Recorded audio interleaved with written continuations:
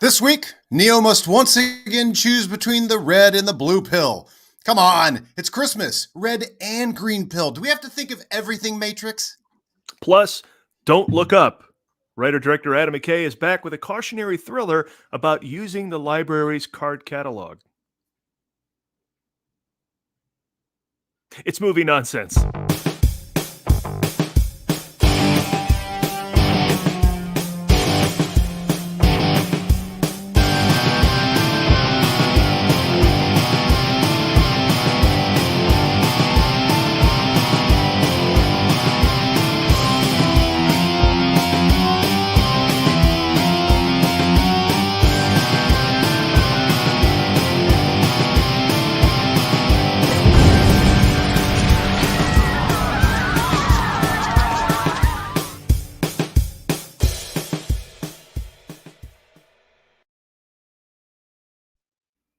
Welcome to Movie Nonsense, happening every Monday, whether I am in Los Angeles or outside of Los Angeles with questionable internet. It is happening every Monday, no matter what. This is how Paul and I keep ourselves on schedule here. So if you've seen the movie, guys, if you've seen our videos, you've seen our craziness, then you know we like movies, we like movie trivia, we like nonsense. If you've seen us in the Schmodown, you know we're all about the nonsense, and we're here to bring you brand new, all different, all new, all different nonsense every week. Now, depending upon what movies we saw or what's coming out, we'll try and provide the service of giving you some news about the movies that are coming out there, but probably mostly just nonsense. So, and hey, if you like this, you watch this and you go, oh, these guys, I really relate to these guys and how they talk about movies and everything. Let your friends know. Get us some more subscribers here. I love this. When we start a show right now, I see we get more and more eyeballs each week. So let everybody know that there's these two goofballs, one of which who is willing to do the show, even if he's got internet only in Kentucky on questionable Wi-Fi. Kentucky Internet. It's Kentucky Internet. Hashtag Kentucky Internet. People get out there. Get this trending. If you have crap internet and are trying to communicate in the holidays, hashtag Kentucky Internet. And, hey, if you search at the Movie Guys on Twitter or Facebook or just do a search for the Movie Guys anywhere on Google. On Yahoo. Yahoo's a thing, right? Oh, you're muted. How did that happen? And now he's frozen. Oh, there we go. Okay, yeah. This brings up a good point. Yes. So, as I have already frozen, Paul has instituted a very great emergency system on the off chance that I were to drop out entirely. We do have a system here. Yes. Anytime Adam goes out or anytime he really feels like just calling for one, I will play a clip from the Siskel and Ebert Gift Guide 1988. And since we've already had one out, here's your first clip. Go ahead, bring one. I'm Roger Ebert of the Chicago Sun-Times. And I'm Gene Siskel of the Chicago Tribune. It is probably the wildest gift offered this year, combining the old and new of toys, model trains, and video cameras. Here from Lionel is its Railscope video camera system, an engine with a camera mounted on the front that sends a live picture of what it sees in black and white on its trip. Roger, you're the engineer now. Here goes the train. The camera is mounted right on the front. When it comes around here, Roger, I want you to stop it. There's a little horn. Stop the train, please. Stop. How's that? I like ordering you around, okay? High-tech shit. High-tech shit. That background, I need that background on Movie Nonsense from now on. That behind that TV that we just saw there. Yeah. Whoever uploaded it, yeah, they threw that in. It's beautiful. Major. That's awesome. Yeah, but see, I need to get these. You got to get these organized. So when you say something like that, I can quickly go, major move. That's right. You say major, he says major move. There has got to be a way to hotkey all of our drops, and my dream is to just have this full thing of our drops because it is now this enormous list going back for quite a few shows, and it's hard to find anything, but we Gary Page 1 in pink, right? Gary Page 1 in pink. We're all fine here now, thank you. How are you? It's Christmas in Kentucky. Outside of internet was all good. Yeah, outside the internet. No, it's very good. I have some new I don't know if you have some Christmas stuff to show off here. I'm now the owner of a Mandalorian action figure. I always ask for a Star Wars toy for Oh, Christmas. It's tradition. there you So go. I have a Mandalorian action figure here keeping me company, which is very exciting. Nice. I got this was insane. Susan, if you followed any of my exploits, Susan and I, my girlfriend, we have traveled a lot. You nailed it. Of anybody that nailed the Outdoors is quarantine, open. yeah. You nailed quarantine better Yeah. than anybody else I know, you and Susan. Well, she has documented it all Oh. in a book, like a huge, no joke, 12 by 12 book called #Social Distancing, a Pandemic Love Story. Yeah. Oh, Inside is closed, wow. outdoors is open. So you can through and see, like, flip to anything, and it's some wacky stuff we did. I Here love we it. are in Springdale, Utah, right? Wow. But the camping there was amazing. That river was beautiful. The mountains of Zion National Park in the distance. You know, What a flip great little way to further present ahead. that. Yeah. Yeah, flip a little further ahead, and you got Oak Glen. Have you been out to Oak Glen, Adam? Where they have Where's fall? Oak Glen? They have fall here in Southern California. They do. It's apple orchard after apple orchard, and they've got a botanical garden, and it's just and all sorts of apple related foods, everything you could imagine.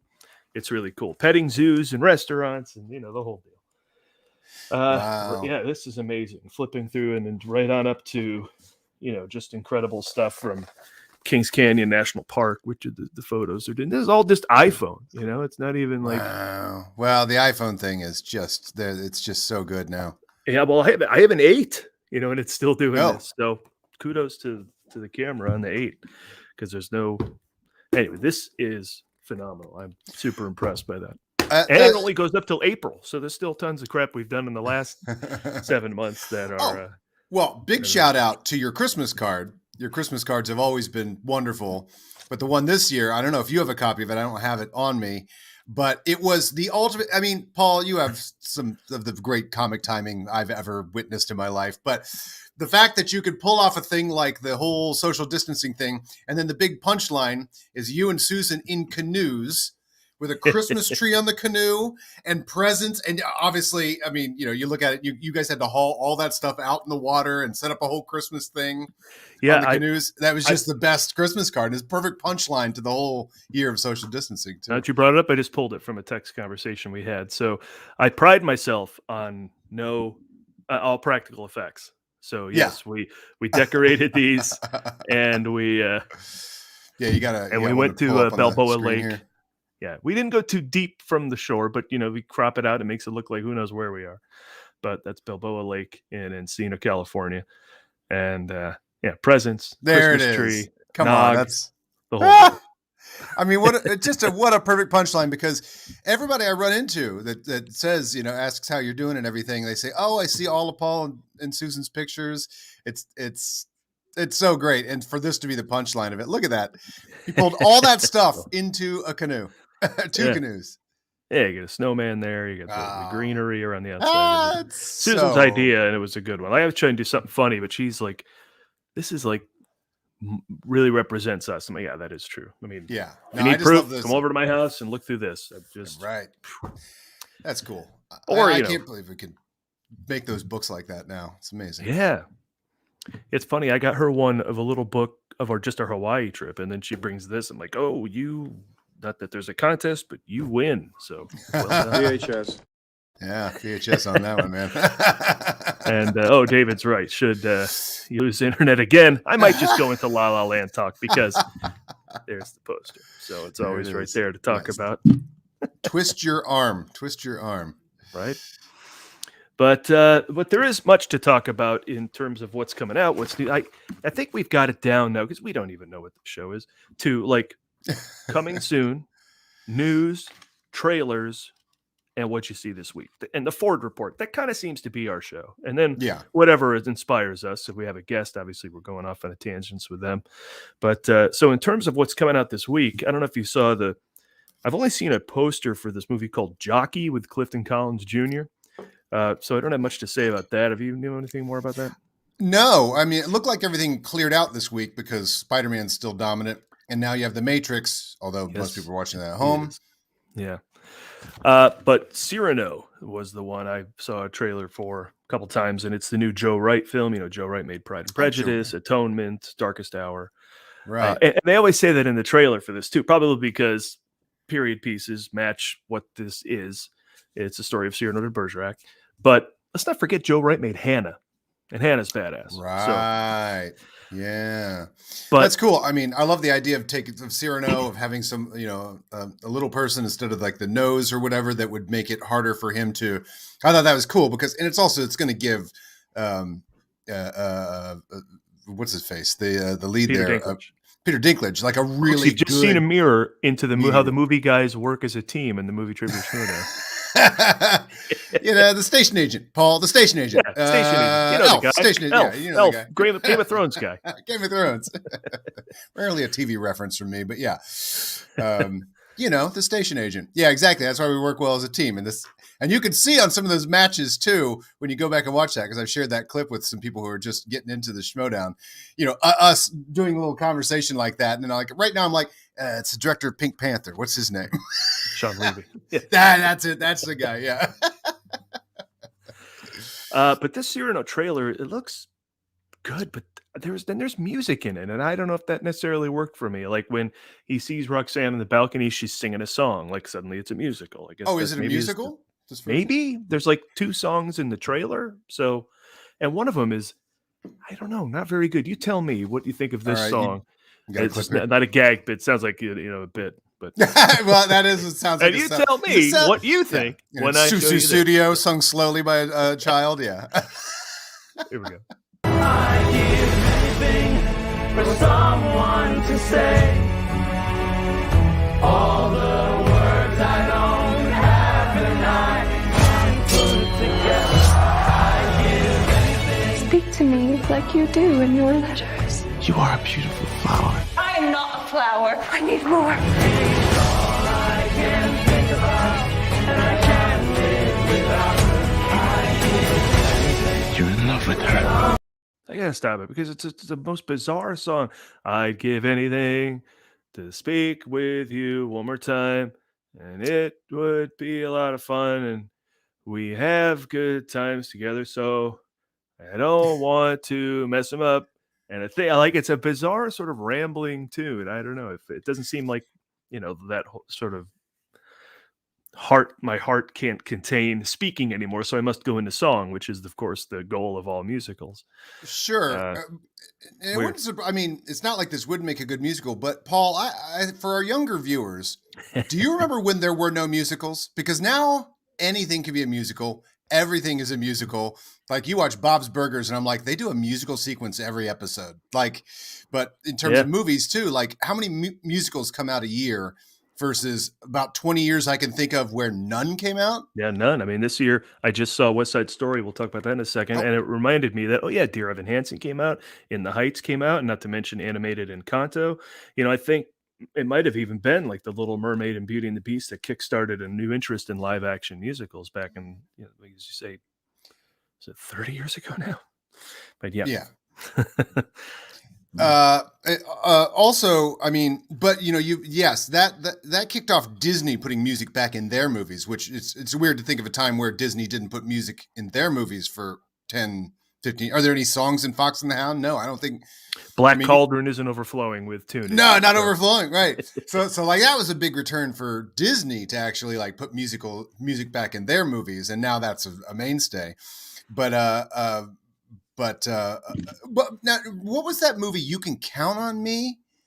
Nick Nolte or something? Oh, I'll do anything. I'll do anything. Yeah, You Can Count on Me was a Mark Ruffalo one. Yeah, I'll do anything. The musical that wasn't. Yeah, and that's how controversial and how little that we were making musicals at the time. That someone dared to make one in like 89 or 90 or something, and they're like, watch the cut of it, and they're like, take all the songs out, and then they released it with no songs, I believe, right? And then it was lackluster. So it's a shame. And I wonder, there's something I should go on the hunt for, because this was right after Broadcast News. I was a big fan of James L. Brooks. Right. And then I think he made. I'll have to get my timeline correct. Maybe he made it As Good as It Gets before. I can't remember before or after that. But I was hot on James L. Brooks and wanted to see this. I don't know if I was really excited to see Nick Nolte sing. I don't know if that's necessarily. No, who would be interested in watching? Hey, who would listen to him and go, "That guy should sing"? Blue skies, Blue Chips, smiling at nothing me. but blue. You know, Blue Chips was originally a musical as well. Yeah, Blue Chips smiling at me. Nothing but blue chip do I. Nothing but Shaquille O'Neal. The other bonus for Joe Wright with the release of this movie is I think I'm frozen. He's married to what? No, I was going to say I froze. I thought I froze, so I was ready to hit the button there. Might have been. Wait a second. Let's not let that stop us from doing. Go ahead. What you do is you start out. Now there they are. They're playing. Oh, there's Vanna. Okay, now I push on. That's very important. Right, And then I push enter. See, it says aim at TV. Yeah. And now it loads. There's a signal on the TV. Believe it or not, that comes over the TV from Wheel of Fortune. They put this signal on underneath Vanna. You know, is kind of the secret signal. Yeah, I bet. Loads into this machine. Yeah. And now you see. Okay, so I put T. Yeah. And now on my. Don't you get a chance? Yeah, I get a chance, but you see. You got to wait your turn while the other people are playing. Oh, first I forgot to spin or something. Okay, I'll say. here we go. Yeah, that's been one of You your need the problems spin in your doctor. entire Okay. life. I love those guys. It's an interactive Wheel of Fortune game where it was very bizarre. They play along with the TV, like the TV sends a signal to the game, and then they can play. But you put that down, you just play along by looking at the TV. They gave it a bad review. Right. Well, what's so funny about that too is, I mean, technology. These clips are from what 80. Can't see the gift. It was guides 88. cut up. 88, right?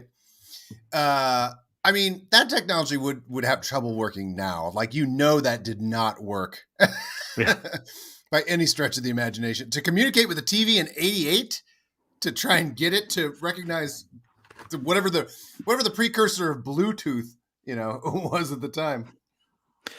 Let's get to some news because one of our favorite things here has happened, and that is These are a few of our favorite things. The release of the new Beverly January calendar. Da, da, da, da. Or you may want to do your thing where you. I think so. I think. The new phone book's here! The new phone book's here! I went last week, and I'll talk about that when we get to what you see this week. But looks like a musical month coming up. I mean, it doesn't look that necessarily from here, although you can see the Sparks Brothers and the Summer of Soul and Sign of the Times are all coming. But the matinees on the back, which I'll show up real quick, include Grease, Muppets Take Manhattan, Pink Floyd, The Wall. There's a lot of musical stuff. Wait, you're going to show it better here in a second. Am I full screen? Because I can You only are. see this That's screen good. right now. Okay, there we go. Okay, there we go. Yeah, sorry. What did you just say there? Well, let me just lay the disclaimer for anyone who doesn't know. The new Beverly Cinema is the throwback cinema, nothing but old movies, unless it's like a buddy of Tarantino's, because Quentin Tarantino owns and programs the whole place. If a friend of his has a movie coming out, he'll give it a run. Like they just finished the run, or maybe it finishes today or tomorrow, of Licorice Pizza. They, last night in Soho, because he's buddies with Edgar Wright. That had a 4-day run. Otherwise, you get 1 or 2 day runs of everything. And I mean, look, they're not Citizen Kane. I mean, come on, and they're showing it right after Mank. It's like that's a boom boom. I mean, look at that. That's a boom boom right there. What a great double feature! Wow, double feature of Mank and Citizen Kane. Wow. Yeah. Oh, and more music on the first Sunday of the month with Rock and Roll High School, the Ramones. Oh yeah. And here's what's great about the new Beverly. We all know Rock and Roll High School. That's a familiar one. But he pairs it with something I've never heard of called Get Crazy from the same director.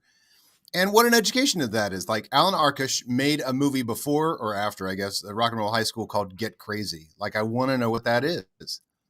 Yeah. Arkush is going to be in person, I think, for one of those. Is that right? I think so. Yeah.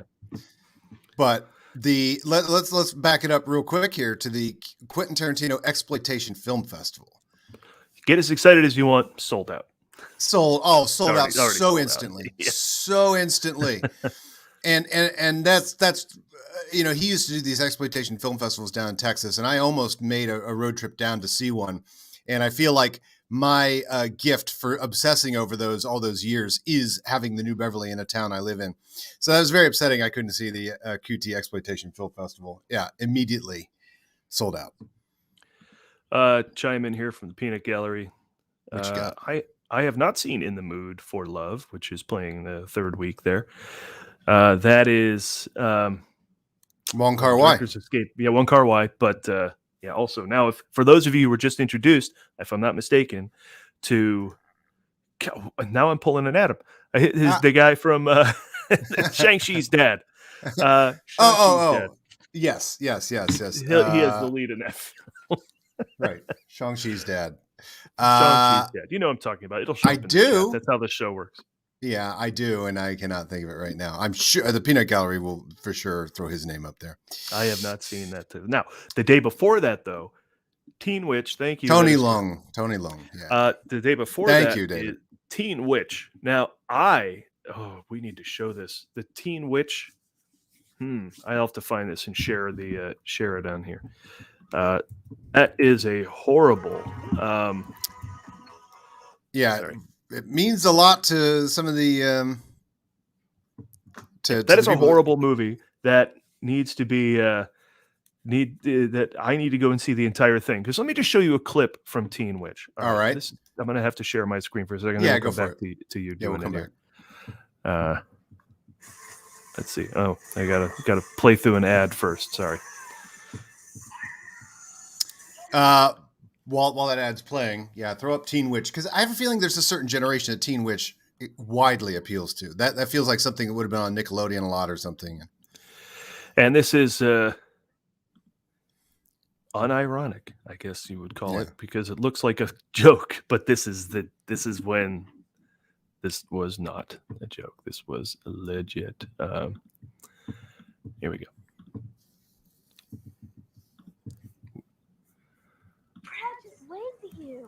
I wish you saw more of me than just brains, though, Give them time. Men are like another species. They're really hard to get through to. Take Rhett, for example. Rhett? Athletic? You like Rhett, Molly. You think he's weird, don't you? I mean, he's not exactly my type, but yeah, I guess he's cute. Yeah, he's really nice and he's really funny. I heard him in class once. He has the cutest walk. I guess I could see you guys together. Now we're getting there. Oh, yeah. I'm king, and they know it. When I snap my fingers, everybody say sure, I'm hot, and you're not. But if you want to hang with me, I'll give it one shot. Pop that. Inappropriate appropriation. Yes. Oh my God. You can do it to your room, but you will never top that. Let's go back the other way. No, just go up and talk to him. Let's run away. Kidding? Yeah, let's run away. They're hoodlums. You know how funky he is.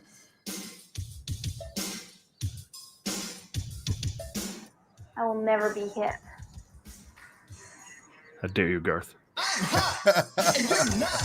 But if you want to hang with me, I'll give it one Appropriate. Pop that. Now, I'm sold. I want to go see the whole movie.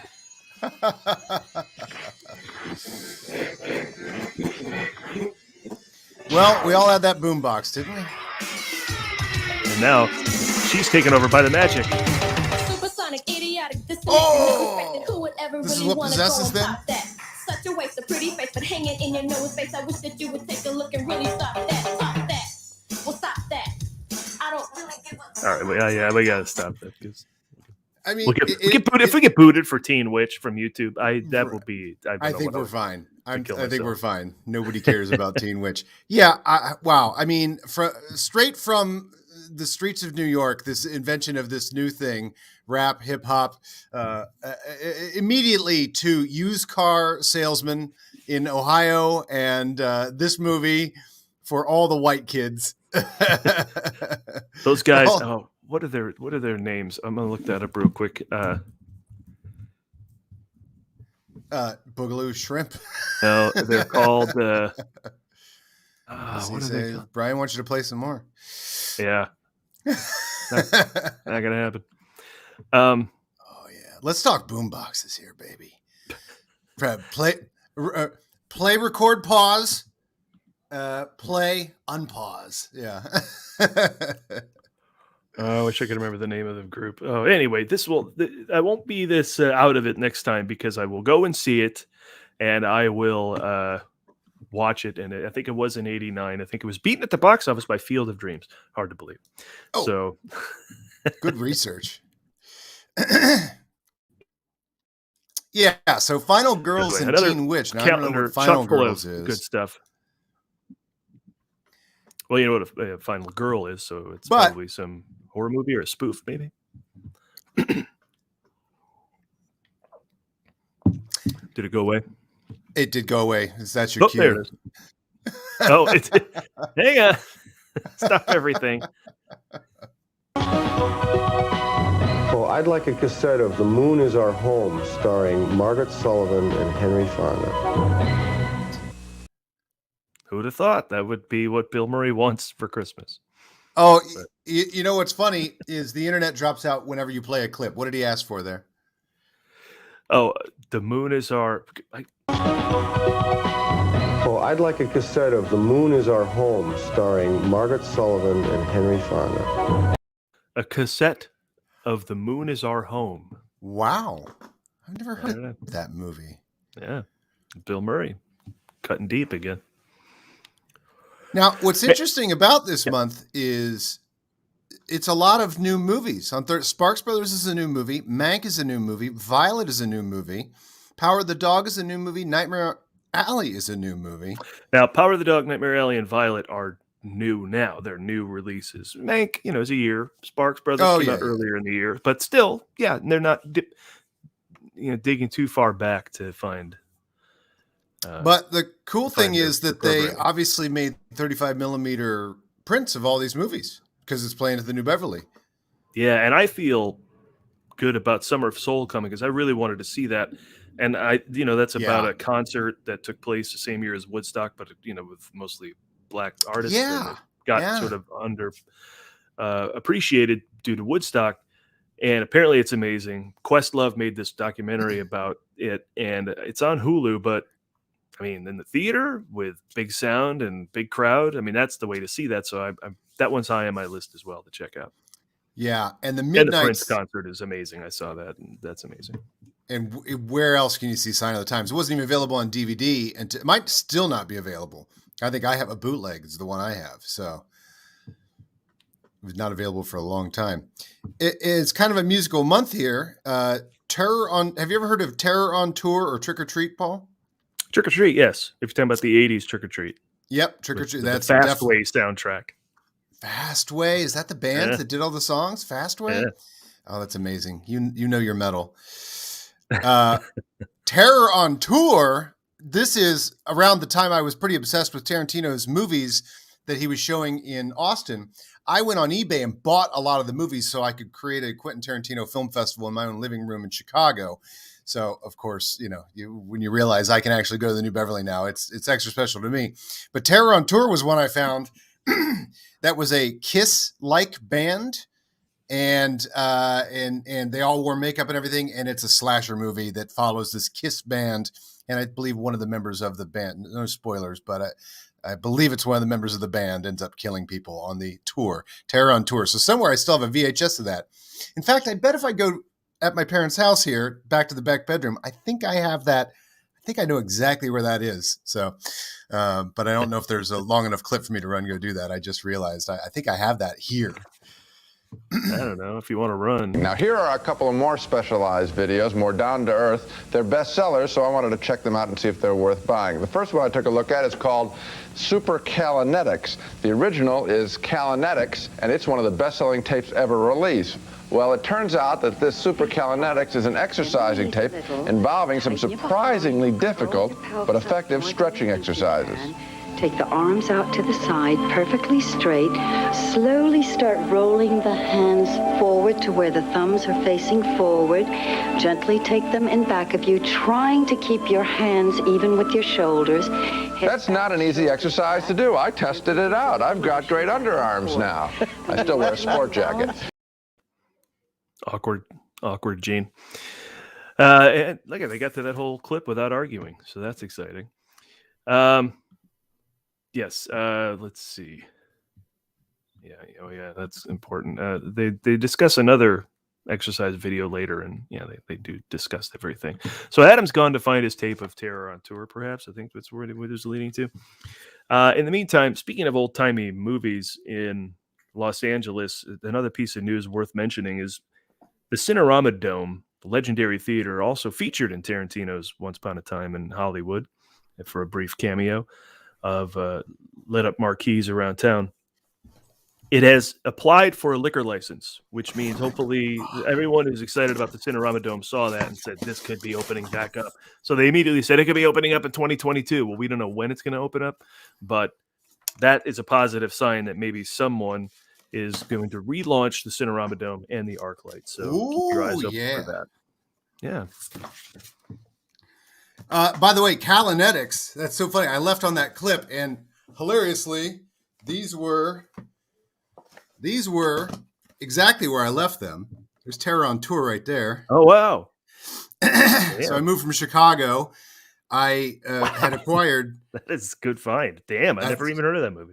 Isn't that funny? Yeah. I was like, I bet I know. I'm at my parents' house. I bet I know exactly where Terror on Tour was, and sure enough, it's still there. I have to move all this stuff out of the house. They're going to move here soon. But there's Terror on Tour, and right next to it was all the things from the previous Quentin Tarantino film festivals down in Austin, Texas, that I had acquired so I could create my own. In Chicago, there's Dixie Dynamite. Oh, nice.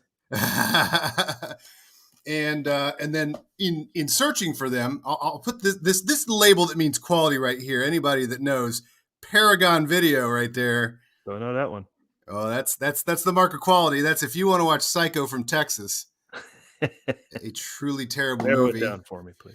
Yeah. So if you want to, but what's amazing to me is I can now go see a double feature of Psycho from Texas and Dixie Dynamite in Quentin's theater. Yeah. Here's a couple other fun ones. There's Conquest.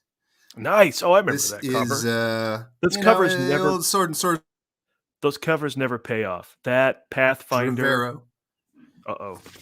Yeah, right. Pathfinder. Hold on. Do I have Pathfinder? Adam's frozen. Hang on. After working out, you will be hungry, so you can cook with Martha Stewart. In her antipasto tape, among other things, she shows you how to roast peppers. Put your pepper directly on the gas flame. Keep turning the pepper so that you blacken the skin completely. I happen to like the appetizers in most restaurants more than most main courses, and this tape shows you how to throw an appetizer party.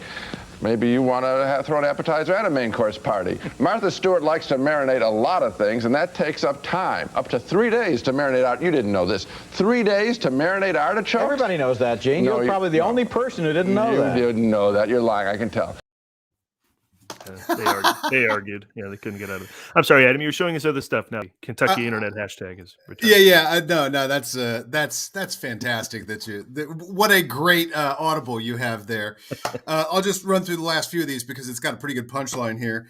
This is Brotherhood of Death. This was also the Quentin Tarantino 4 Film Festival in Austin. I bought this so I could see it. This stars 3 or 4 of the starting lineup of the Washington Redskins from 1976. So Brotherhood of Death. Now, obviously very near and dear to Quentin Tarantino's heart. This is a bunch of black men who go down to the South and start killing KKK guys. So very much like a little Django kind of feel there. And there's one of them dressed as a KKK. I mean, talk about an exploitation poster. You got this guy dressed as KKK. And they go down and kick some major ass. And it's like, they're Vietnam vets and came back. Thank God we have Tarantino to let us know about these movies. Otherwise, they just disappear. I mean, it's amazing. Most of them. Oh, absolutely. Brotherhood of Death. My God. I mean, you just don't get much more obscure than that. And a couple of these, there was a great video store right off of the not Bryn Mawr, but the stop before that in Chicago. And it was one of these video stores that had been there forever. And I found one of these, didn't get from eBay. And I said, do you guys sell these? And they go, oh yeah, anything you want. Because it was all these old videos. So I started buying all these, for a couple bucks. The 1990, the Bronx Warriors. And look at that. That's sat in look at how faded that is. That is sat in the window of a video store in Chicago off the Bryn Mawr stop for many years. Iron Warrior. But here's the punchline. Oh no, here's one other one here. You know who made this movie, The First Turn On? No. This is a Troma. This is one of Troma's earliest movie. Oh. There was Waitress, which I didn't bring here, and The First Turn On. This is before Porky's. Like Porky's was a ripoff of what Troma was doing because they started making money doing these. He's feeding her a hot dog. If you get the reference here, right? So, but subtle trauma. The other thing I had to bring, I found not one, not two, not three, yes, but 4 ninja movies also bought from that video store. Wow. Challenge of the Ninja? Yeah, Challenge of the Ninja, Ninja Terminator with Sho Kosugi. He was the Bruce Lee of ninja movies. Do you know this, Paul? Sho Kosugi? Oh, I know Sho. Yeah, absolutely. Sho Kosugi, right. Yeah. So that was a rare Sho Kosugi one. Oh, no, these are presented by Sho Kosugi. He put his photo on the cover and that's it. But anyway, so. Maybe he'll open a theater one day. And nothing but. All right, so listen, if you're out here at all and you haven't been to the New Beverly yet, do yourself a favor. That's basically what we're saying. Or, take a tip from Tarantino if you don't live here and just get that printable calendar from thenewbev.com and just watch those movies at home if you can. Stream them, buy them, whatever you got to do. Yeah, go on eBay like I did once upon a time before I knew about a New Beverly. I would go on and create my own theater. I think I'm going to Teen Witch, though. You can count on that. Oh.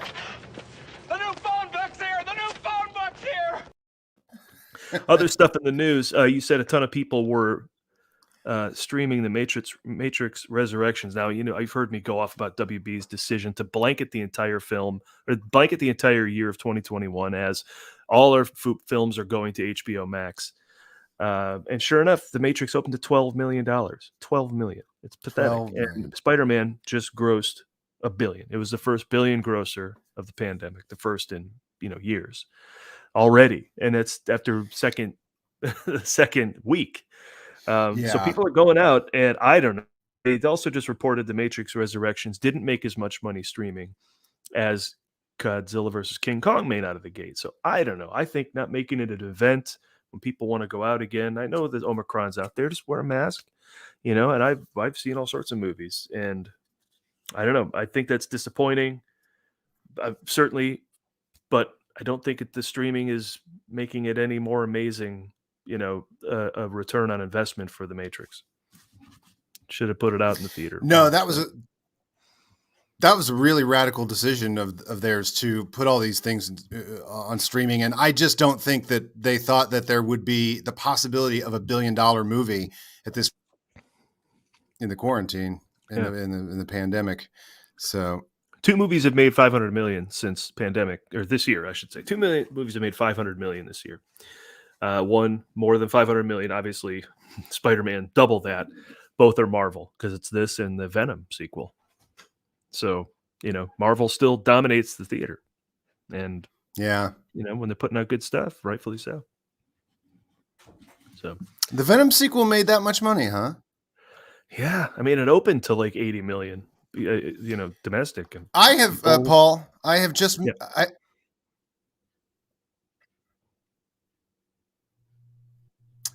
have just made the mistake of tricks here in Kentucky. Okay, never mind. It won't go. It was a half a megabyte. So that's just not going to happen with this internet. But anyway. A clip away. Speaking of clips. So here we are in the Orson Welles room, also known as my basement, and this is a great place to look at home video. I have a couple of rows of couches here. This is a 45-inch screen. I'm going to stop the picture right now and show you some of my equipment. This is my notion of an ideal home video system. This is a 45-inch screen, and I wanted a 50-inch screen, but they couldn't get it down the stairs, so they had to take it back to the store and bring the 45-incher. But I believe that anyone with any kind of a large TV screen needs laser vision in order to get a good picture on the screen, because it gives you a lot more definition. Of course, I have VHS. I have 2 machines right here. I don't have Beta because I think Beta has just about had it, regrettably, in the marketplace.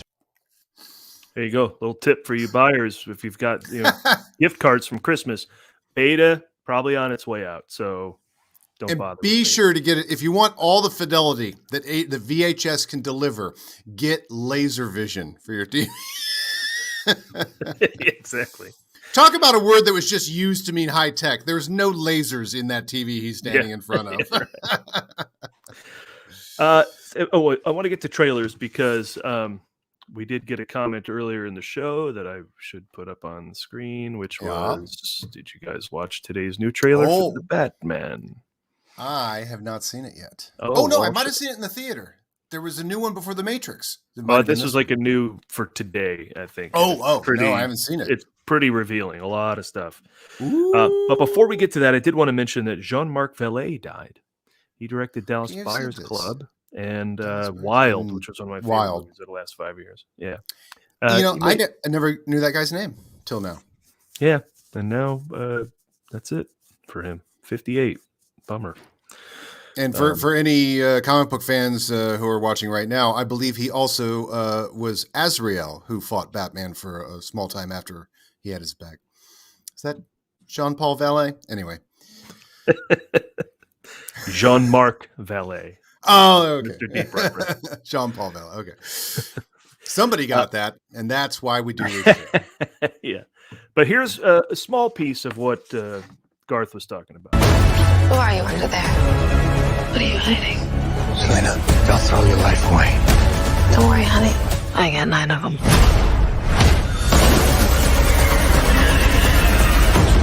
It can be cruel, poetic, or blind. But when it's denied, it's your violence you may find. Little glimpse of the biggest glimpse of the Riddler yet, and I don't know. They gave him a Bane mask, which is like, yeah. Did that work last time in terms of people being? It did. satisfied? Say the word Bane and tell me what comes out of anybody's mouth if you say the word Bane. It seemed like a bold choice, and now everybody does the voice, so I guess it paid off. That's true. So, I mean, I'll say what I said before about this movie. I don't want them to go too rated R. I don't want it to be, but this makes it look like the visuals will even out any nastiness. I just don't think it should be too nasty. I don't know why. I have no backup for that, except that just if it's filthy, it just seems dumber and less, like be clever. And a lot of times when you're profane, you're not, or hyper violent, you're not clever. This one's not rated R. I want all that into a nice mix, but I trust Matt Reeves. He made a couple of great Planet of the Apes movies, so. Yeah, this one's not rated R, is it? I don't know if it's rated yet, but the talk is that it will be. So that sounds like so much more of a Joker move than a Batman move. I don't think Batman's gonna be rated R. I can't imagine that. Yeah, we'll see. It's a big difference between a Joker movie that's rated R and a Batman movie that's rated R. It's like Deadpool. It's like, oh, well, that's the brand is rated R. Joker, the brand. You can't do a kid's Joker movie. You can't do a kid's. That should have been rated R. Could have been. But see, the lead-in was all with the X-Men movies, which were PG-13. So, yeah. Although I love that R-rated or unrated cut of Logan, where he actually, you see the claws go through people, which is like a dream come true for a comic book fan. But we want our Batman dark. We want our Batman this dark. I want it dark, yeah. I just always, again, I sometimes see, those comedies, a basic comedy that's just all profane and like sometimes it's like, I wish you just were arriving at comedy in a more intelligent way. But are there any curse words in Joker? It's kind of interesting. I think they put their R rating in all the right place, which is just being disturbing and weird. But does he even curse? Yeah, I'm not sure. I can't recall. It would be funny if that's a movie with no curse words in it. As far as there's a room at the Motion Picture Academy here in Hollywood where it's just sort of an audio experience from the composer of Joker, who won the Oscar for her work. Right. And you just go in there, and it's just like a red light and that music, and you're like, get me out of this room, like immediately. It's all that weird sort of haunting stuff. And Yeah. I want to get out of that room as soon as possible. It's kind of a crazy little exhibit. But what else came out was, and if you haven't seen any of this, there's a movie out there called The Northman, and it's Robert Eggers who What's made his The Witch. superpower? Yeah. Oh, I love Robert Eggers. Yeah, he made The Lighthouse and The Witch, and now he's made a full-on like epic Viking adventure. Alexander Skarsgård plays a man whose father is murdered, and he has to save his mother, and he has to get revenge on the guy who murdered his father. And that's it. He says it 3 times in the trailer. I will revenge you, father. I will protect you, mother. I will kill you, Mjordnil, or whatever his name is. Yeah. Mjordnil. Let me block this user. Good Lord. Well, when you think, I saw someone in there, and I tried to, but my signal's not strong enough to block it.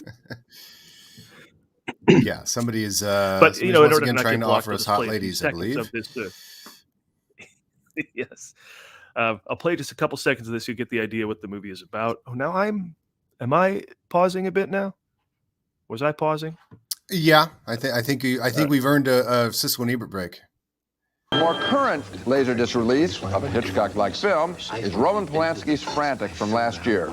Harrison Ford plays an American tourist in Paris who loses his wife. The whole film is a study of terminal jet lag. Oh my God! He's exhausted and confused. I have witnesses. My wife was kidnapped. Do you understand what I'm saying to you? Yes, of course.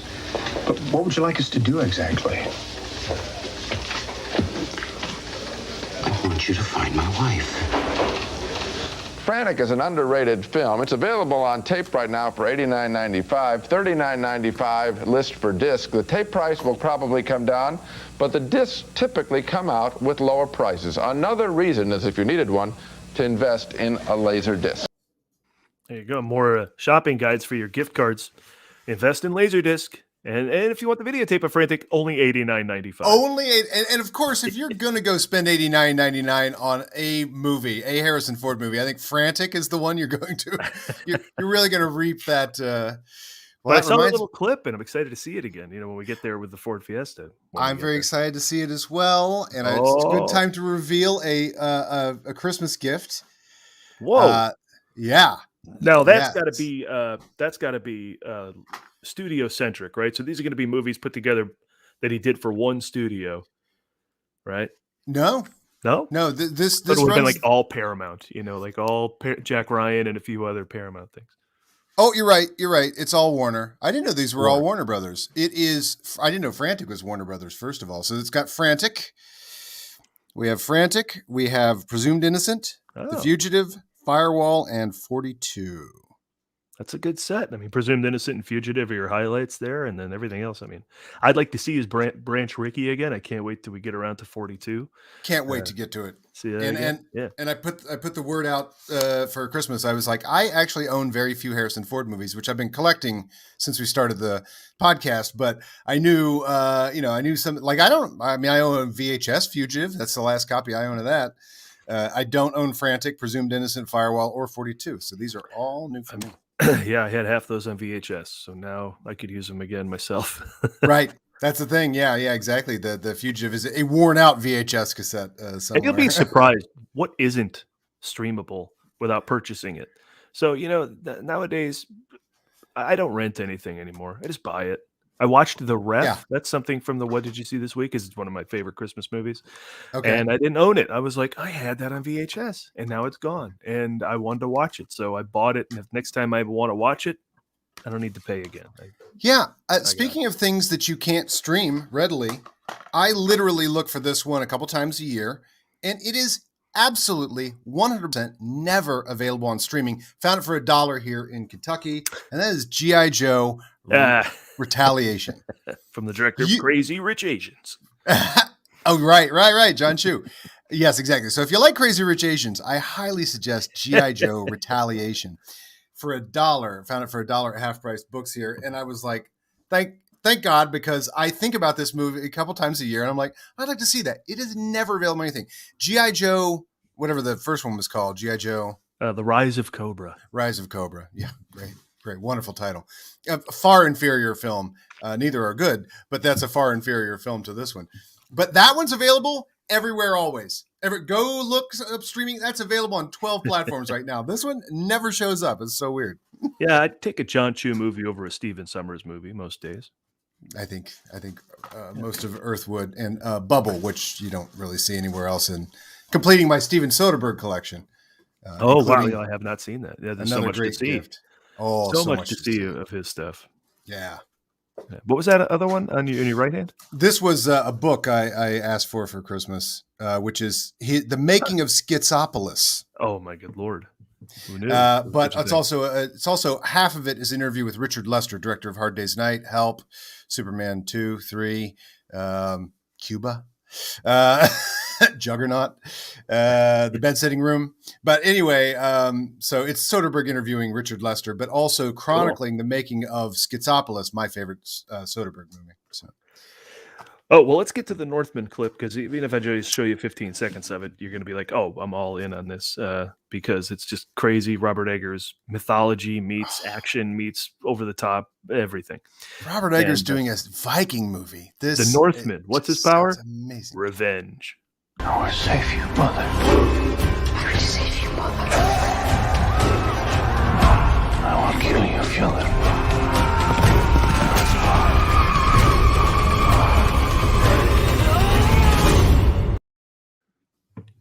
I mean, there's punching, there's stabbing, and then there's screaming, and just yeah. Oh, and look, That's someone got amazing. bubble at the Goodwill for a buck. What a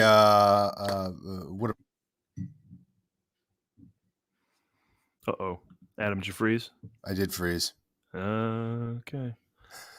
Continuing our Siskel and Ebert Holiday Video Gift Guide, Gene and I over the last couple of weeks looked at a lot of high-priced video hardware and other gimmicks, and most of the stuff, frankly, we thought was kind of useless, overpriced, or not for us. There is, however, one invention that I at least thought was useful, and that is the Mitsubishi Visitel visual telephone display, which I have here in front of me. Now, what I'm going to do is I'm going to call my esteemed colleague, Mr. Siskel, on this telephone, and you see this machine hooks up with the telephone so that when I get somebody at the other end, what I can do is send a picture of myself to the person I'm calling and receive back a picture from the other end. I don't know if Gene's there or not. The phone is still ringing. Yeah, better if he never answers. It's your favorite film critic, me. And, that's not true. That's not true. Where are you? I'm in front of my Visitel telephone, and if you're in front of yours, I am. Now, of course, when you send the picture, Gene, there's a 5-second delay in which you can't hear the other person. But what I'm going to do, you see, there's a little television camera in mine, I know. and I lean forward and I look in it till I get it just right, and then I push send. And then, oh, look, you're wearing glasses. Now you can't hear me. You're wearing glasses. Okay, now you can see me, right? Yeah. Okay. You're wearing glasses. Okay, but you couldn't hear me while the picture came along, right? That's true. It blanked out there for a second. Okay. You're wearing glasses. Yes, I am. Yes. You haven't lost any weight. Thank you. Wow. No technology was ready for prime time, and that's just 89 or 88. No technology is ready for prime time. And I hate to break it to Siskel and Ebert and anybody else who grew up thinking we'd have computer watches and we'd be able to talk to each other on video watches or whatever. I hate to tell it to Siskel and Ebert. That technology is going to be readily available for the last 15 years and nobody is using it. Paul, you and I still use the thing where we hear each other's voice and do not chat with video, even though I've been able to do that for a long time now. Yeah, when someone FaceTimes me, I assume it was an accident. Like, oh, they didn't mean that. Right. That means it was an accident. That means it was an accidental call. When you get a technology of the future video image call from someone, that's, oh, I'm sorry, butt dial.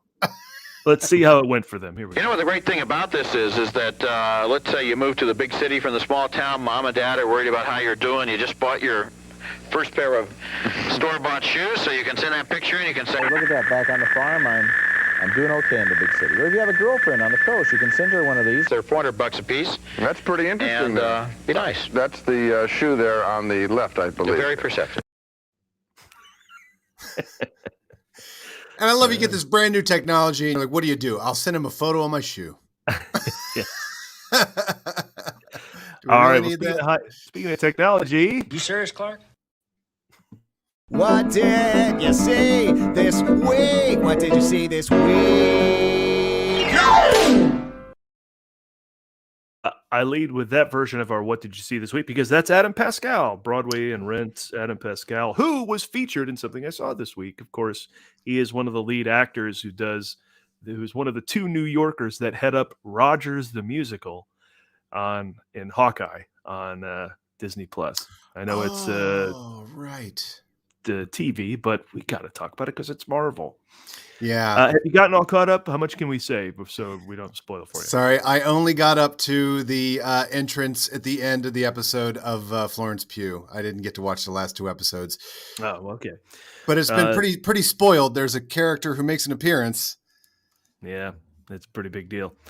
And a return to one of the better MCU television shows. Well, it wasn't MCU, but now it's all coming together. But it's, I mean, I can't believe spoilers, but I think anybody who's seen Spider-Man Into the Spider-Verse, this person at this point, or at least knows who's in it. But how great was the Matt Murdock appearance in that? Absolutely, it was great, and just enough. We get it. He's here, and now we wait. I'm a very good lawyer. That was awesome. Hawkeye was a lot of fun. Obviously you can't help but sort of judge them off of one another. I think WandaVision remains my favorite of the bunch, but man, that Rogers the Musical is my jam, and it makes a return in one of the episodes you haven't seen yet. Oh, in a does big it? way. Oh, yeah, it's wow, just so really? fun, I could do this all day.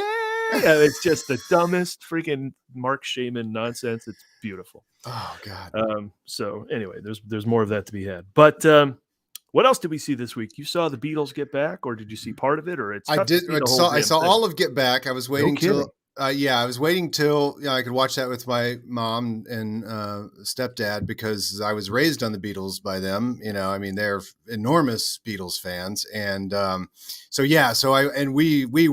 watched the whole thing, and I think we broke it off one night somewhere in the middle of Act 2, and then we finished it the next day or whatever. But they're just it's insane that those people actually existed. First of all, there's so much mythology about the Beatles that's true, but when you hear it, you think it's something that you can't touch or see from a prior era, passed down by the Romans as a tale that we'll have to take on face value.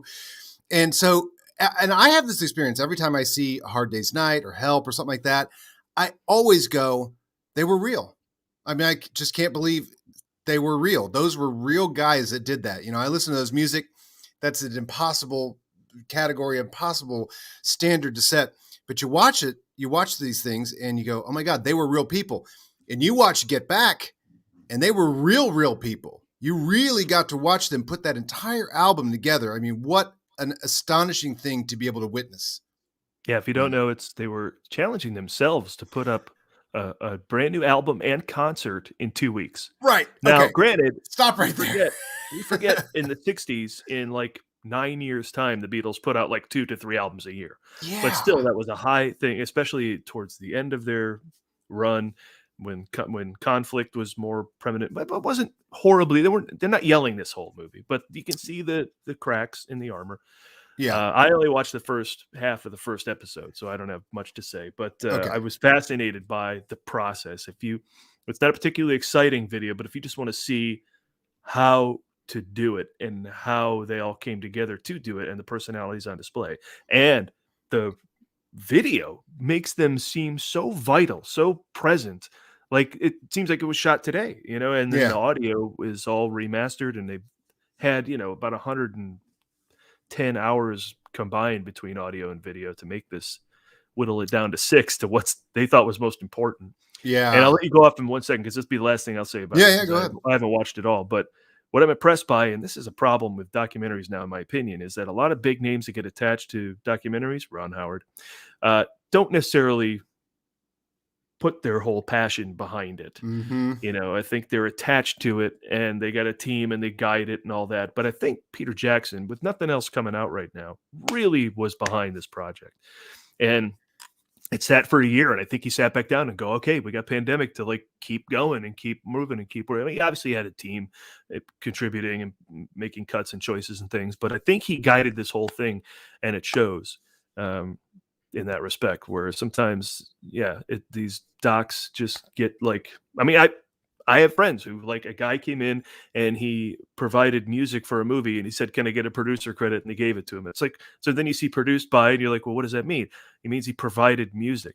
So like the credits in documentaries are all askew and they all mean different things. But so anyway, when I watched this, I could be wrong, but I had the feeling, that Peter Jackson's putting out King Kong 2 right now, that he really focused on Get Back and saw that thing through to the end. And again, if you heard my rant about La La Land and everything else, I'm a big champion of directorial vision. So that was cool to see. Well, Peter Jackson does not fade into the background of this because he does something extremely radical, which is that they had 150 hours of audio, but only 60 hours of film. They kept. I was off by 100 hours in my count of the stuff they had. Good Lord! But audio tape is cheap. Film is expensive. So the cameras got turned off much more than I think the microphones ran the entire time. So what he does constantly, and you can see it because Paul, you're an editor, I'm an editor. As soon as you start watching this thing, you go, oh, there's a huge directorial flourish that I think most people wouldn't even notice. I had to point it out to my parents, is that they would take these conversations and present the audio of it, but use a lot of shots of people listening that are not from that moment, so that they could make it seem like these things are being said. And it's done so fluidly that as I'm watching it, I go, oh, that you could see like a lip flap of my mouth and you go, oh, that's not what John's really saying there. Then it goes back to a listening shot and a shot of Linda. And then when it comes back, they have now caught up and it is in sync. So and it tricks your brain every time that they catch up and you go, oh, well, now he's in sync. So you're like, well, how much was that really? And it's edited like lightning. I mean, for them working on things and stuff, like it is edited like boom, boom, boom, boom, boom. It should be annoying actually, but it keeps such a pace for 3.5 hours of watching the Beatles try and put a song together. The other takeaway I had from it, there is a segment in there, and again, might be the way it's edited, but there appears to be 3 straight days where everyone shows up late except for Paul. Paul's already there and finishing a classic, like, hey, and they're all walking in. There were like 3 mornings in a row where you're like, did he just write Let It Be? I don't know if it's Let It Be, but it's like, did he just write that? That's what he seems to be working on in the first episode quite a bit. Can't quite get it. And as a listener, you're like, no, you just come on, it's JoJo, like you want to feed him, Yeah. Oh, he works on, I mean, I won't spoil anything because these episodes are so long. He works on that until the very last take. Like in episode 3, they're like, let's just roll one more. And that's the one. You're like, wow, they worked on that the entire time.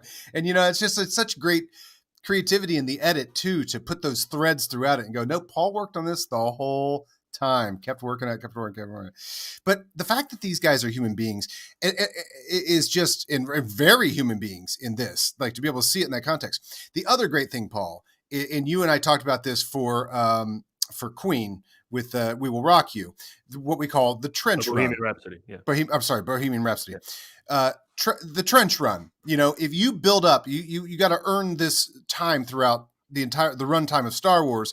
But the 2 hours prior to it in Star Wars, or an hour 40 or hour 50, promises you a trench run. And you got to give the audience the trench run. And the same thing with Bohemian Rhapsody.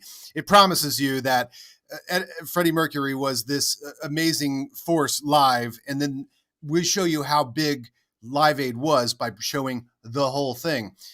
The very last live Beatles performance is this rooftop, and you just won't believe what you're seeing, because I've always seen that shot of the rooftop and never known the context. And I heard it was from the Let It Be documentary, but that rooftop performance has always been a mystery to me. How'd they get up there? What happened that day?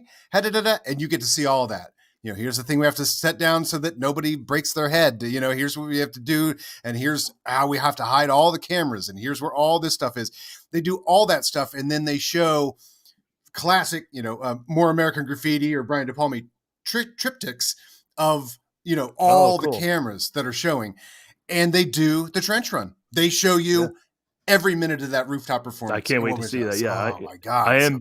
See, the thing about, and what a payoff. One word. I'll change one word that you said in Bohemian Rhapsody. You're not sitting there waiting to see Freddie Mercury. For me, it was a surprise to get the full Live Aid. Oh yeah, performance, big because surprise. a lot of music like that movie should have ended when Freddie Mercury dies. If you're doing your basic, musical biopic, but to leave that movie with them at their prime was a great surprise choice for me. So to show these guys in the same vein, it's like, look, they're going out huge, and now to see that this was supposed to be a huge televised concert or maybe even a tour again. That they get this one time on the rooftop. I can't wait to get there. Yeah, I've always wanted to see that. Also, the shocking thing was that at the beginning of this documentary, Get Back, for anybody that just tuned in, I've been going on about it a little bit here, but that they had 2 weeks to get an album done. I'm like, what? It's so weird that the Beatles face the schmuck pressure that you or I would trying to get something done. It's like, should the Beatles take as long as they'd want to do? And they're like, nah, we don't really have an 8-track recorder. I'm like, nobody's just going to run and get an 8-track recorder. The Beatles just asked for it. It's it's so weird. It's just like, it almost feels like buddies in their band or whatever. It's like, Todd wants another guitar. It's Paul McCartney wants another guitar. It's like, it's so weird that they don't get what they demanding. that they don't get what they want throughout the entire thing. Everyone's giving a crap. Can you shoot it here? It's cheaper for us. Like, what? They're the Beatles. They should record whatever they want. It's just so strange. And it's almost like a reality show contest. Can the Beatles do an album in 2 weeks? And it's like, why would they only have 2 weeks to get an album done? It's very strange, but it adds a crazy tension to the whole thing. So I had a blast watching that. And the last thing I'll say is what I kept saying was the Beatles are one of those things where everybody is no Beatle. Well, they're no Beatles. You can't name what's the greatest artist Steven Spielberg. He's great, isn't he, Paul? Yeah. There's no Beatles. Orson Welles. Oh God, Citizen Kane. He is what an artist. He's no Beatles, obviously, but you have to go so far back. You're like, maybe Mozart. The Beatles are no Mozart, but how far back do you have to go? Like, all right, the Beatles are no Mozart, but I don't know, maybe they are. Mozart. He's no Beatles, but yeah. They're just like the king of that. Like there are just there's no equivalent, Yeah, just because they're newer doesn't mean they can't be compared to and surpass the work of Mozart. No, they're like the greatest artists of all time, and they did it in real time, and everybody saw it, and there'd never been anything like it. Oh, Mom is here with a cup of coffee. Is this new cup of coffee? Oh, God bless you. You want to say hi? No, you don't want to get on camera. It's a microphone. Only after shower. I'm being delivered. What is this? Here, pineapple. Yeah.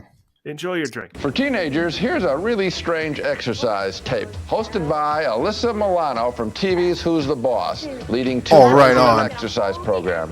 You can tell she's the star. God. Why did I not have this? Most revealing outfit. Hips up and hold the ankles and just a little balance. Siskel. 2, 3, 4. That tape is called Teen Steam, and she suggests using exercise as a way of diffusing pressure from parents and teachers and friends. But intertwined among the exercise sessions is some hot dancing, which really suggests the reason to work out is to get your body in shape for dirty dancing. I'm not so sure who this tape is intended for, but the exercise is legitimate. It's just the way she's dressed. And I've always thought I should do an exercise tape in which first I'm sitting in a chair, then lying on the couch, and then watching some TV. That would explain a lot of things. Yes. Those two guys, man, it was always a roast, wasn't it? Oh my gosh. Listen a lot. Why did I not own that tape? Ebert did, according to Garth. Mm-hmm. But yeah, that was a good question. Well, she's a very young girl. That's just inappropriate. Not inappropriate for me. We were literally born on the same day. Oh, there you go. Yeah, literally. No kidding? Yeah, we have literally the same birthday. That's same this year, month, right? Same year, everything. Yeah, last week, yeah. Did we not do a thing? We didn't do a thing. We did not do a thing. So busy with nonsense. We so busy with nonsense. Something of substance. Let's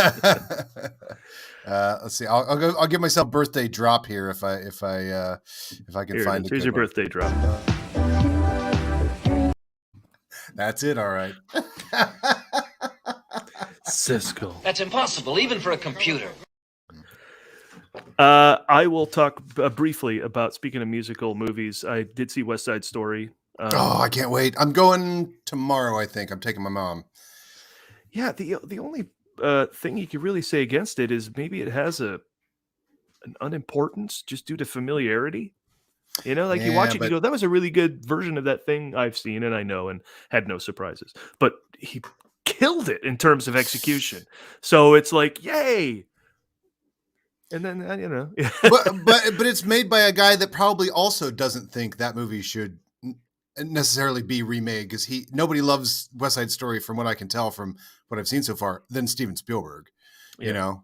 Well, he was waiting around for years to do a musical, and we were texting each other about this. So after I saw it, that I think rumor has it now he wants to make a Western, and I think he's pulling a Billy Joel, who I've seen. He's my favorite musician, and I've now seen him in a bunch of venues where it seems like, hey, I never played Dodger Stadium, and I never played the Hollywood Bowl, and so he's like going out and like checking off these things. I think Spielberg might be doing the same with genres. You know, it's like, hey, I haven't done a Western. Let me just bring, like we were talking, let me bring some of that Saving Private Ryan to the Western genre. And it's like, oh boy, shit, that's going to be a great movie if he does that.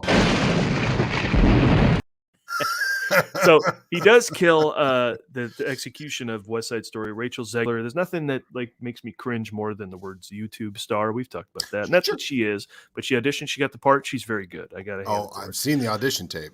No kidding? Yeah. That's out there. That's out the there. Open Call was an interesting choice, and they got a winner. And Ansel Elgort, who's done a bunch of stuff, is okay.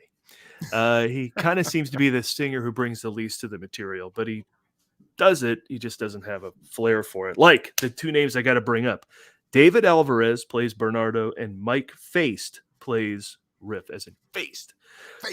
I am, because I don't know either of those guys, but they were super authentic and energetic and just overall engaging as Bernardo and Riff, the heads of the two gangs. So points to them. I thought they were fantastic. Well, unlike a lot of movies that don't need to be remade, and I'm an advocate of remaking everything. Go for it. I don't know. I like that idea.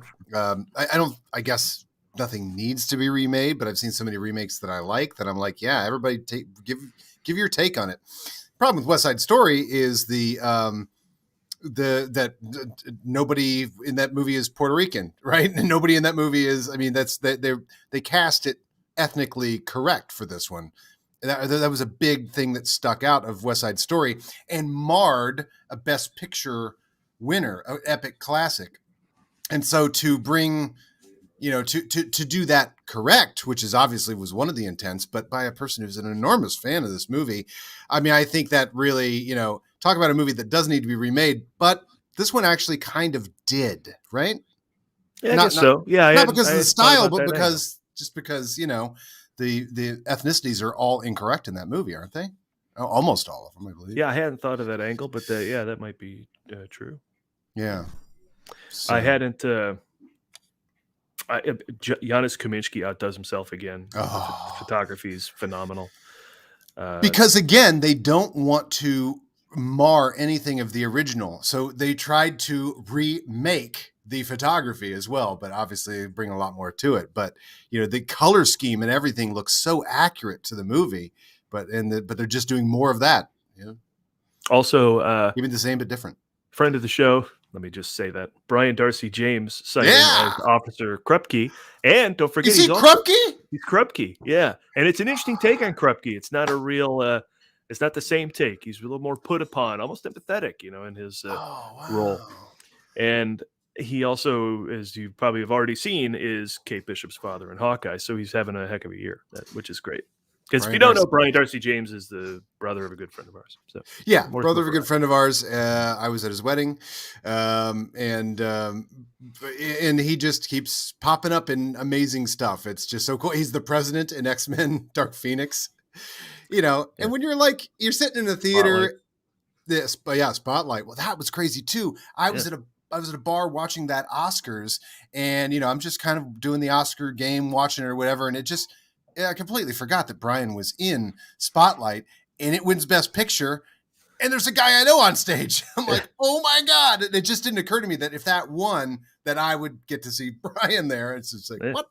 And he cut his teeth in theater, so it's always like a prestige casting to throw that, to my opinion, to throw him in there. You know, like that's probably where these guys, I assume, David Alvarez and Mike Feist came from, theater, because they certainly look legit, yet also look good as gang members. Like, oh, this is the first thing I said when the movie was over to my girlfriend. I said, I think that movie works because the danger never stops being real.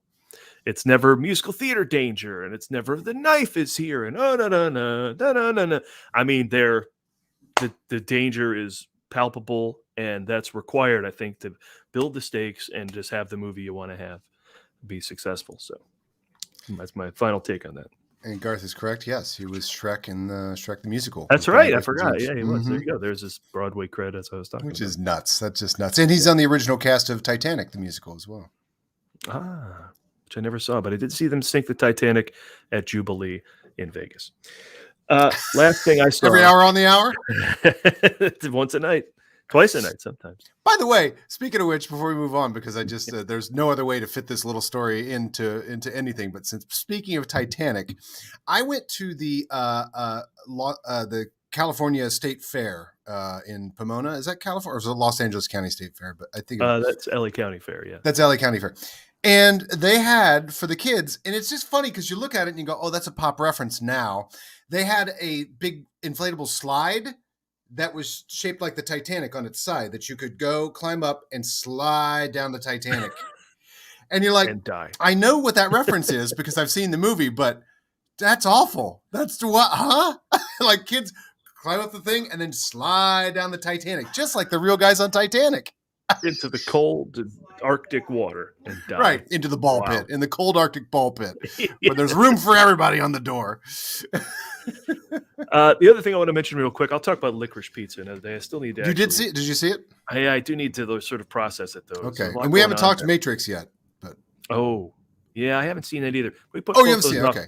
Till next week. I'll watch that. If you get the chance to see Licorice Pizza, let me know. We'll discuss those next week. Okay. But I did make it to the New Beverly to see White Christmas because that's my girlfriend Susan's favorite movie. Awesome. So 1954, legendary Bing Crosby, Danny on Kaye film in real time with a full audience, right? And I swear there were more people there, 70 or 80. It didn't fill the place, but it was 9:50 at night, you know.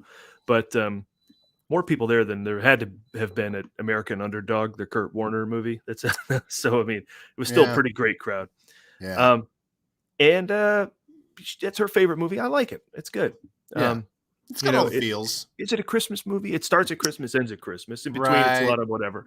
But of course, it has the big movie. The big song already appeared in Holiday Inn, which I loved that movie growing up. But of course, now it's problematic with the blackface sequence. But that's right. Yeah, I mean, White Christmas, Snow, Blue Skies, Love, You Didn't Do Right by Me. Then there's a weird song called What Can You Do with a General? Because the whole story is about guys in the army who leave the army and they find out their general's running in Vermont, and so it's not doing well though because it's not snowing in Vermont, so they want to put on a big show and they bring out a lot of his old troops and for that, but they sing a song. He sings a song called "What Can You Do with a General When He Stops Being a General." I'm like, there's no other place that song could be sung than in this movie. Like, what kind of weird song is that? What do you do with a general? But he just sits around cooking and like, it's a very strange song. But, certainly not a holiday classic in the making, right? Yes, and Vera Ellen is super like dangerously skinny. Like I kept thinking her pants were going to fall down. But other than that, she should do an exercise video with Alyssa Milano. Yeah. Oh, see, that was my cue to have the. Yeah, she's like 16. That is inappropriate, Paul. But anyway, yeah, I'll put off Licorice Pizza and I'll watch. I also saw House of Gucci, but I don't actually have much to say about it. So, yeah. What was your initial thoughts of Licorice Pizza? Anything that I could know going in? No. It is from the director of Hard 8. If I'm a Hard 8 fan, will I enjoy Licorice Pizza? Okay, when I saw the trailer, I wanted him, and I know Sean Penn is in the movie. I wanted Paul Thomas Anderson and Sean Penn to, for the love of God, have fun, and they did. They did. Bradley Cooper has a blast. I mean, Bradley. That's Cooper right. Bradley Cooper plays John Peters. John Peters, and he is a tornado in this movie. Wow. The two leads are great. You got Cooper Hoffman, Philip Seymour Hoffman's son. Of course, Philip Seymour Hoffman meant so much to Paul Thomas Anderson's movies and The Master and Magnolia and Boogie Nights. And then you have Alana Haim from the music group Haim, which I've heard of but never listened to. Today I listened to some of their music, and it's actually pretty good. And it's three sisters, and they're also cast as the other two girls are actually cast as her sister in the movie too. Paul Thomas Anderson's a big fan. He said, "This is the first person I cast. Everyone else auditioned." So she ends up being very good as well. So between her and Rachel Zegler, a lot of debuts going well this holiday. So, but the movie's a very strange sort of amalgam of to me, it's like a bunch of little scenelets. The through line is good, but the scenelets are fascinating sometimes, like a Dickens movie or like Cold Mountain, where your main character just meets someone, in Dickens to be like, "Hey, join us. We're going to have you grift on the street," or "Hey, join us. You're going to be my adopted son, and we're going to start a charity." It's like always some crazy thing where our main character meets. That's what these characters do. They like meet the politician, and they meet this, they start this business, and then they get into pinballs, and then they do, so it's like all something different all the time. But for the love of God, he had a good time. It seems, Paul Thomas, and then you will too. So there's that. If you ever seen a W.C. Fields movie, I went into a double feature at the New Beverly, and I realized his bit is he's doing something, and someone goes, "Hey, I could use a guy like you," and then they end up making him run a bank, and he does that terribly every time. And they're like, he does some bit of comic piece at the beginning, and then somebody goes, "I could use a guy like you," and then they stick him in some job that he's terrible at and ruins everything. It just becomes more and more comic of like, "Hey, you ever taught a guy how to ski?" "No, but I could do that." And then he makes him do that. Well, this kid's a child actor, so he has money and means to like start all sorts of crazy ideas and businesses. So he does. Yeah, and that's fun to watch. All right, the Ford Report. We got nothing new. I got one last thing for the Ford Report, because I don't think we should be recording a new Ford Report till you get out of Kentucky. So we'll do the more American Graffiti episode when you get back. Okay. Well, the one last thing I'll say is also for $1, I added this to my collection. Nice. That's about right. Now, what's great, Paul. Although I'm excited to give it a rewatch. Never seen it. Oh, never seen it. But Paul, you get a copy as well. They're streaming, and Paul, I have Blu-ray and DVD, so don't worry, you'll get a copy as well. And I will have one forever on the if this stuff still works. Yeah, you could throw that on Vudu or Movies Anywhere. Yeah, most of the time. So I've added many Harrison Ford movies to my collection. I'll take the DVD if you want to keep the Blu-ray. I give you. But what I've always loved about this, and I've made these various gifts too, is the slipcase, which makes you go, "Why did they add this?" But then you take the DVD, you put it in another blue case, and then you stick this on it, and then you've got box art for when I give it to you as well. So I always think that's kind of fun. Yeah. So that brings me to my Ford Report weekly excavation. But it's not from the garage this time. This is a Christmas gift. Susan got me an Indiana Jones 40th anniversary mug. I think it's fan made from Etsy, but it's pretty cool. It's got photos of Sulla and Tote and Indy, Marion and Belloc, and their signatures, probably pulled from some fan event thing. So thank you for the memories.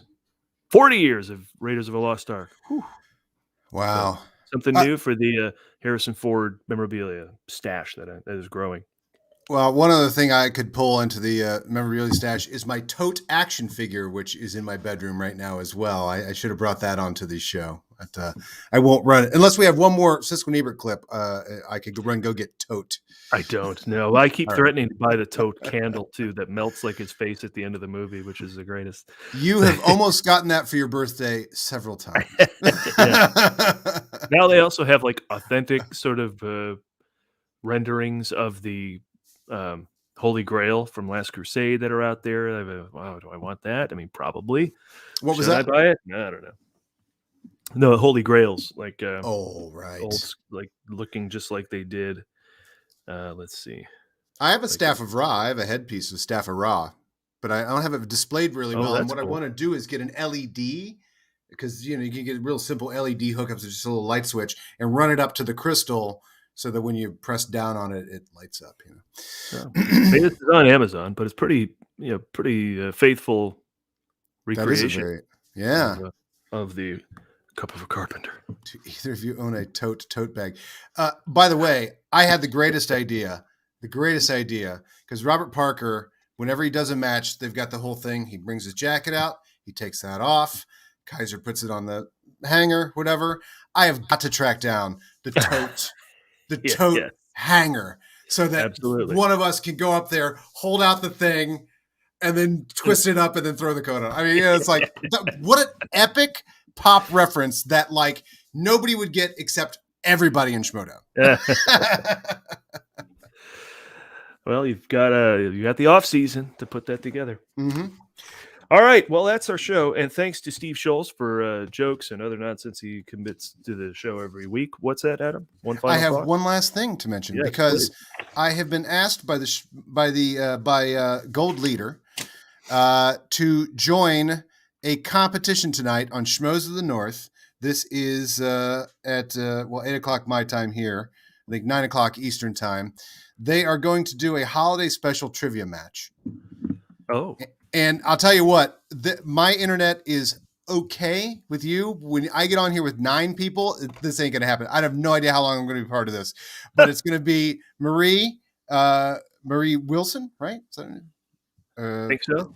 Yeah. Marie, Gold Leader, Thomas Harper, Alex Damon. Champ. Yeah. Former champ. Yeah. Alex Damon and the other guy I lost to. What's his name? Zach Burkett. So that's going to be on Schmoes of the North tonight at 9 o'clock. So anybody watching this might enjoy that. I will be there briefly because I don't think they have Siskel Ebert clips for when I cut out. And I think with like 9 people on screen, this just ain't going to happen. But I'm going to try to be a part of it. You can't get out to a public library, and sit in the parking lot. Oh, it's so much more comfortable here. I got peach cobbler. True. I got drinks being delivered. Yeah. Right. Exactly. What am I going to go to a library? I don't think so. I don't. That's not possible. But even for a computer, but that's impossible even for a computer. But so anybody wants to watch that, I mean, I will be watching that after I attempt to get on and play with them and then fail because we've got too many people on the screen. But anyway, I would love if this is your first Star Wars win. Why not? Right? Why not you? That would be the greatest. Off the record. Wouldn't that be work off the record when it doesn't matter? You're like, damn it. But yeah, it'd still be nice. But what movie of them all, Paul, would you least want to study? I mean, what is winning in this competition? If I lose, did I win because I didn't know the least about the Star Wars Holiday Special? Yeah, that's true. Yeah, I don't. I mean, I could give you the cast list and a couple other things, but planets and other toys and things, you got me. Yeah. Diane Carroll. Lumpy. Right? Yeah. Diane Lumpy. Carroll. Yeah, Lumpy. Art Carney. Lumpy. Art Carney. That'll be fun. And that's 9 Eastern? Yeah, 9 Eastern. All right, cool. So what is that? Don't forget where you are. That's going to be different. So yeah, it says 8 o'clock here on YouTube. So I just tried to post the link to our thing here, but I don't think it went up because internet. Anyway. All right, that is our show. And next week we'll be back with, we can promote with reviews of Licorice Pizza, although I already kind of talked a lot about it. Certainly we'll talk Matrix because I need a chance to see it. There's too much. They're doing the backloading thing where they're dumping movies at the end of the year. I mean, I got to see the Tragedy of Macbeth. I got to see, you bring up the AMC app and there's just too many damn movies. I know. My plan was to get here and before anybody got up in this house, I'd be out, I'd see a movie and I'd be back. And so far I've only gotten one in. I got the Matrix in. I got to see Matrix. Got to see The Kingsman. Got to see Journal for Jordan. Got to see Red Rocket. Got to see Tragedy of Macbeth. Got to see Nightmare Alley because we're hoping to have a cast member from that on a future show as well. And so, I mean, there's so much to see. And now, thankfully, I knocked Licorice Pizza at least off the list. But we'll be back next week. We will. Till then, Merry Christmas. Happy New Year. Happy New Year.